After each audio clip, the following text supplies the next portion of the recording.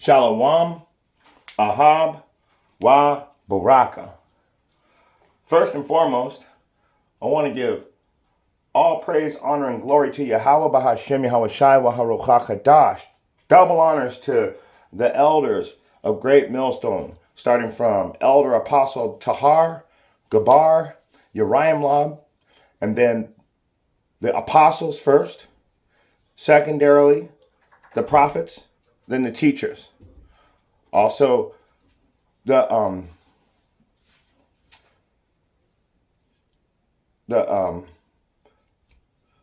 sincere Akyama Akwa that are in the 100% truth.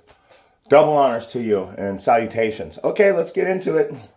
You know, usually I've visited the comment board maybe about 3 or 4 times ever, but this guy, I have to.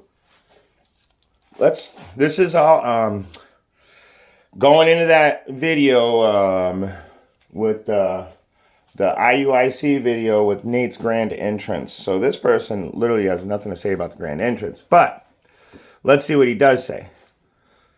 At least you are acknowledging to your viewers that we who fit the prophecies, the archaeology, the culture, and the historical writings, including the maps, are the 12 tribes of Israel. Although I do not agree with my brethren on the 12 tribes chart, because only those who have our genes that are slave descendants from other nations wherein we were scattered are truly descendants of Jacob, called Jacob.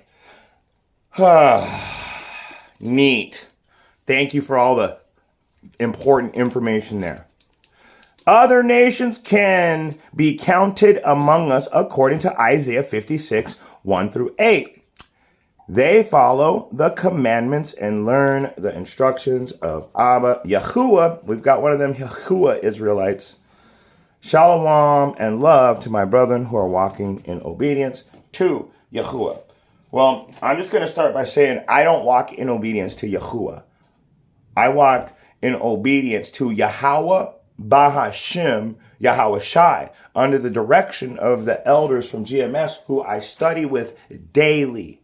So when you have no direction, you come all out the side pocket trying to act sincere, but really you just sneak this. Now, first thing we're going to do here is, first things first.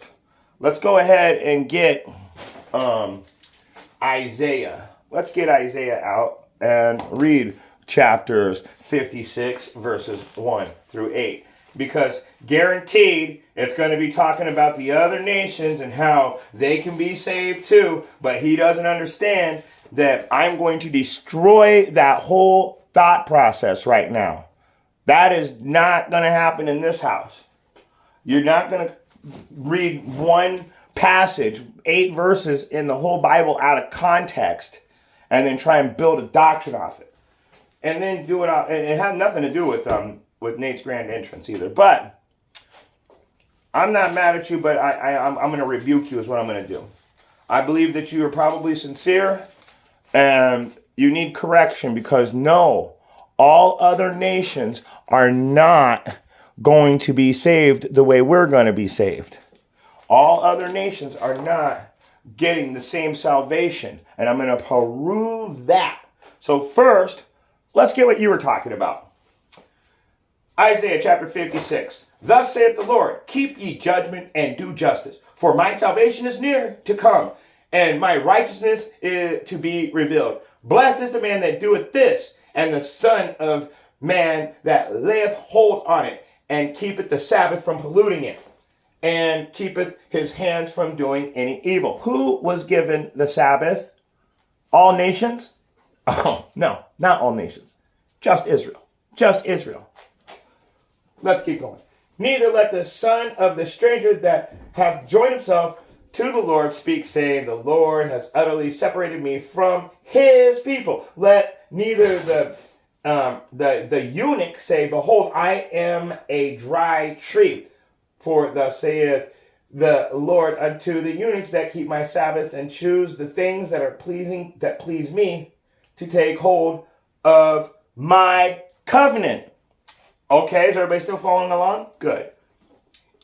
Even unto them that will give in mine house and within my walls a place and a name better than of sons and of daughters. I will give them an everlasting name, that they shall not be cut off.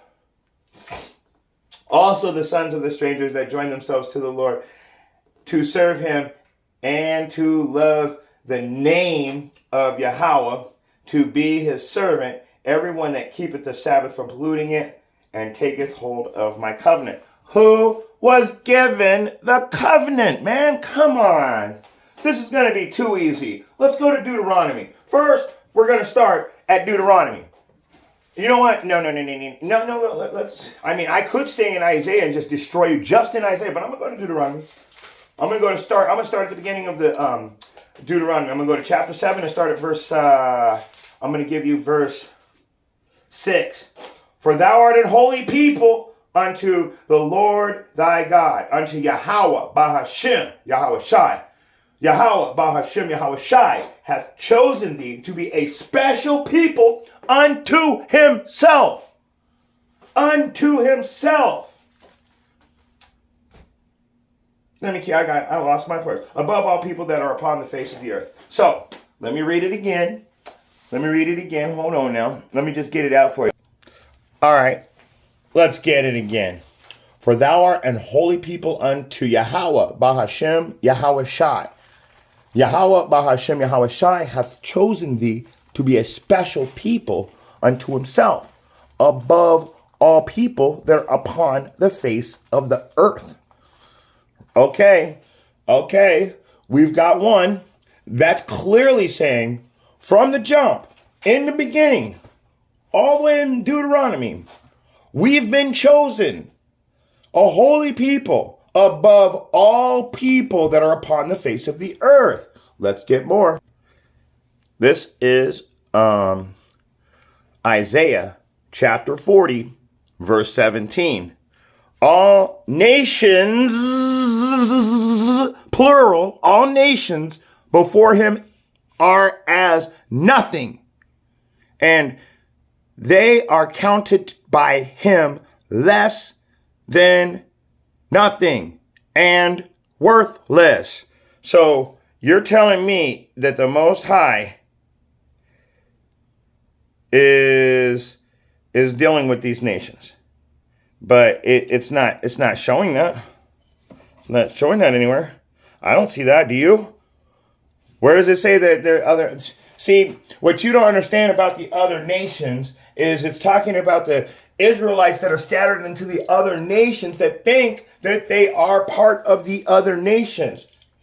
It's called being Hellenized. It's like you can't stop saying that word enough these days. Let's get another one. Let's jump over to you know what?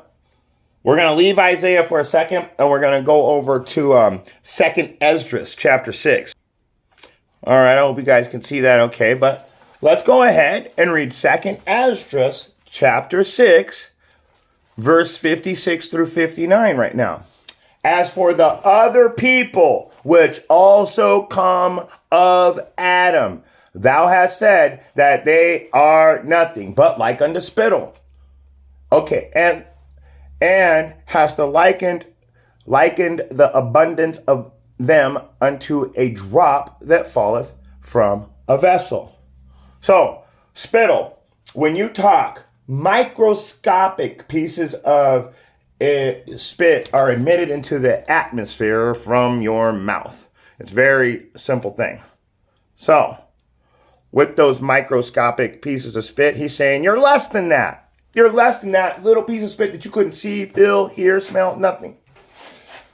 Also, your abundance, your great wealth is less than a drop that falleth from a bucket. It's pretty plain and simple there for you. But let me keep going. And now, O Lord, behold, these heathen, which have ever been reputed as nothing, have begun to be lords over us and to devour us. Well, I thought we were all going to just walk in the kingdom and all little nations be saved together. Oh yeah, what motherfucking gate you walking through? My gate says Gad on it. My homie up the street, his gate says Judah. What's your fucking gate? There ain't no side gates over here, boy. There ain't no service doors. Boy, stop playing with the word. Stop playing with the word. But we, but we thy people, whom thou hast called thy firstborn, I keep saying they, but it's thy. Let me start over. 58. But we thy people, whom thou hast called thy firstborn, thy only begotten, and thy fervent lover are given unto their hands. It's saying right there that we've been given into the hands of the other nations when the Most High told us he only loves us. One more verse. 59. If the world now be made for our sake, why do we not possess an inheritance with the world?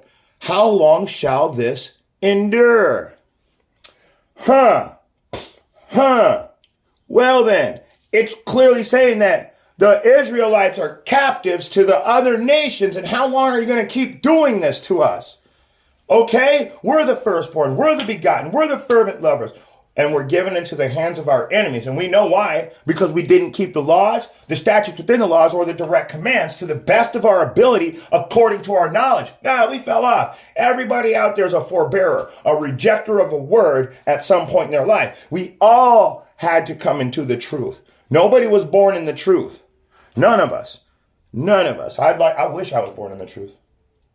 I wish I was, but I wasn't. It'd make my life, it seems like my life would be easier, but actually I would have no experience because I wouldn't do anything wrong. So the Most High puts us through a lot of things to show us who we are. Why? Because we didn't keep the laws. Now, let's get a couple more verses. I'm pretty sure the nail is in the coffin, but I'm going to drive that nail. I'm going to drive that nail in the coffin today. So let's go ahead and jump over to Isaiah chapter 14 because we need to drive that nail. I think the best place to start in this chapter is at the top, from the top at verse 1. Isaiah chapter 14, starting from the top. For Yahweh will have mercy on Jacob, and yet choose Israel, and set them in their own land.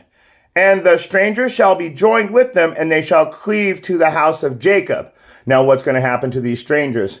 These ones that are receiving a possession. Let's see. Get out of here. Let's hold on. These guys are always putting their stupid ass shit up here. Like I said.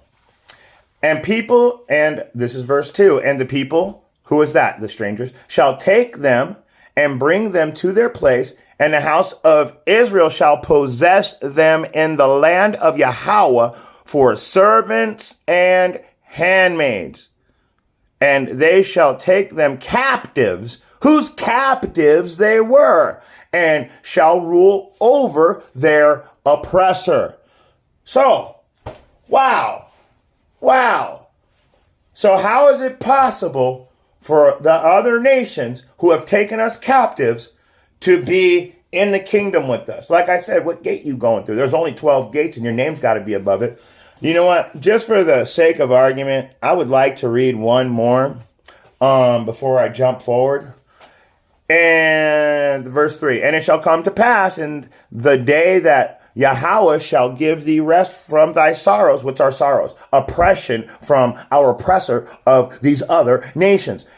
And from thy fear and from thy hard bondage, wherein thou wast made to serve. Come on, man. Come on. Let's jump up, though. Let's jump. Boom, 21.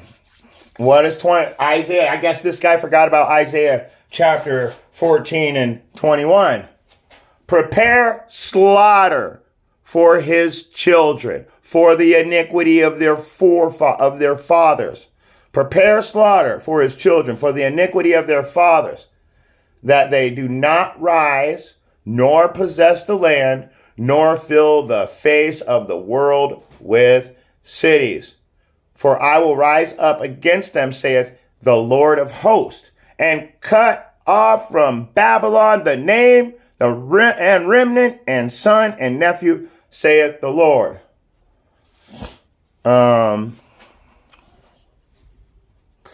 And I'm going to stop right there. I'm going to stop right there.